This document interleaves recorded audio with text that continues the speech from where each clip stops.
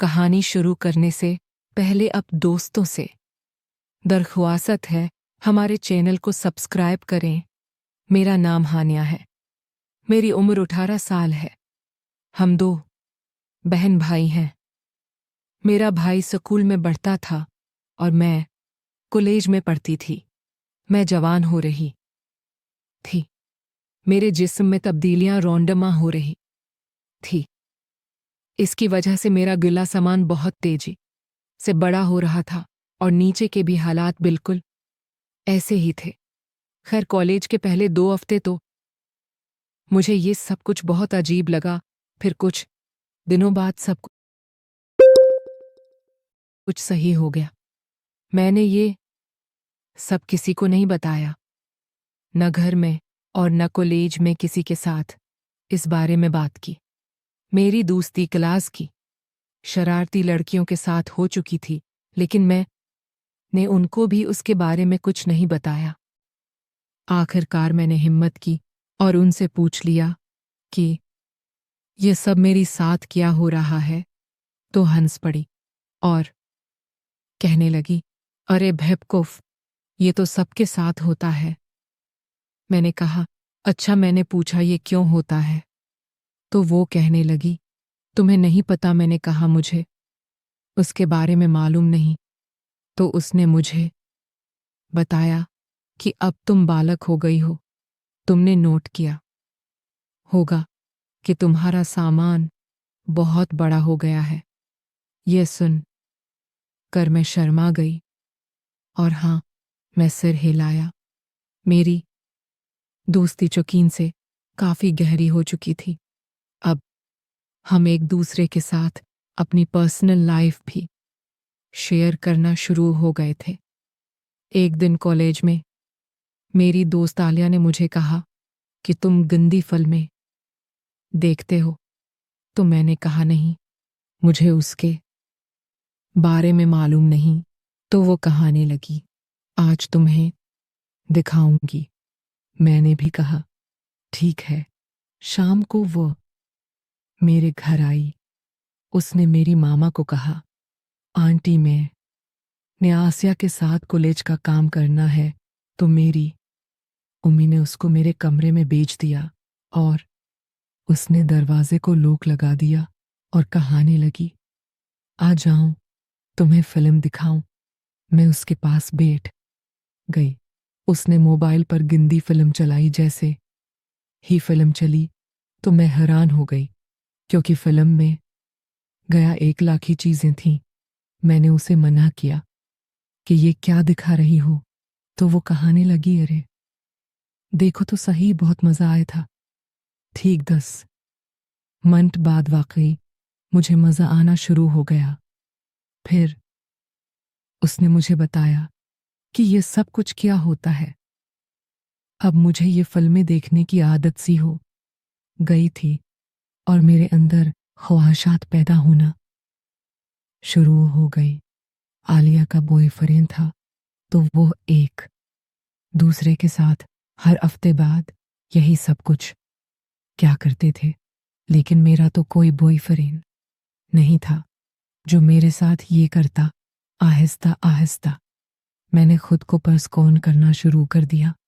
अपनी अंगुलियों से गेंदी लगाकर पर्सकौन हो जाया करती और दिल में ये ख्वाहिश थी कि कब मेरा ख्वाब हकीकत का रूप ले और मैं ये सब कुछ करूं। आखिरकार कॉलेज का पहला साल गुजर गया। हमें सर्दियों की छुट्टियां हुई। मैं घर पर फ्री थी, तो मैंने इरादा किया अपने मामों के घर कुछ दिन गुजारा। मैंने अम्मी जान से इजाजत ली और अपने मामों के घर के लिए रवाना हो गई। मेरे मामू एक डॉक्टर थे। उनके 3 बेटे थे। तीनों ही मुझसे उम्र में बड़े थे। मामू के घर पहुंची तो मेरी बहुत मेहमान नवाजी हुई। ममानी मेरे साथ रात गए बातें करती रही। अगले दिन में ममानी के साथ बाजार गई। हमने सारा घरेलू सामान खरीदा और शाम हो गई। शाम को वापस आ गए। मैं बहुत थक चुकी थी। शाम को खाना खाने के बाद मैं अपने कमरे में चली गई। रात के 12 बजे मुझे फिल्म देखने की तलब हुई तो मैंने चुपके से अपना फोन निकाला और वीडियो देखना शुरू हो गई। मेरे मामू का बेटा इकरम वो भी जाग रहा था। उसने खट्टी से मुझे देख लिया तो उसने कहा, ये तुम क्या कर रही हो? मैं ये सुन कर परेशान हो गई और अकरम को कहा, प्लीज ये तुमने देखा है जो किसी को मत बताना। अकरम ने मुझे कहा, ठीक है मैं नहीं बताऊंगा, लेकिन इसके बदले मुझे भी कुछ चाहिए। मैंने कहा, तुम्हें जो चाहिए हो ले लेना, बट प्लीज किसी को बताना मत। विक्रम अपने कमरे में चला गया और मैं सो गई। सुबह में खौफ में उठी। मुझे शक था कि अकरम घर वालों को बता देगा, लेकिन उसने ऐसा कुछ नहीं किया और मेरा मान रखा। अगले दिन मामू और ममानी जान किसी दोस्त की शादी पर जाना था। वो शाम को 8 बजे घर से चले गए और कहा कि हमें लौटने में शबू हो सकती है।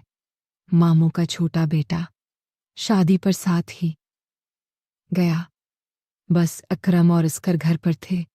हम तीनों कज़न लूडो खेलने लगे। तकरीबन 1 घंटा हमने लूडो खेली। उसके बाद अस्कर अपने कमरे में चला गया।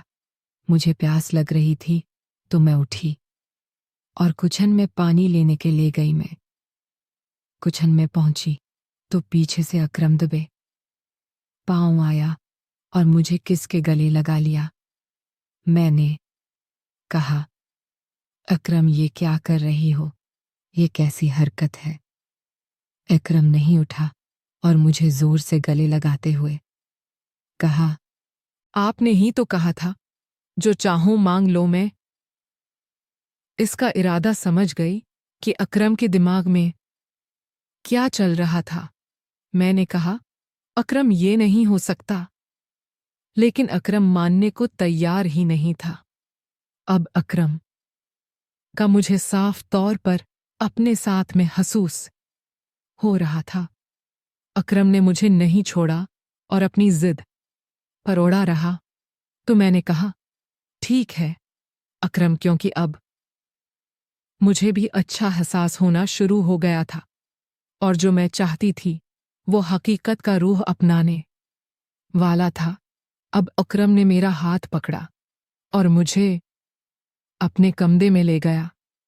अकरम ने कमदी लगा दी और फिर वो हो गया जिसकी मुझे बरसन से तलब थी। मैंने अकरम की ख्वाहिश भी पूरी कर दी और अपने हसासात को भी हकीकत का रूह दे दिया और किसी को पता भी नहीं लगा।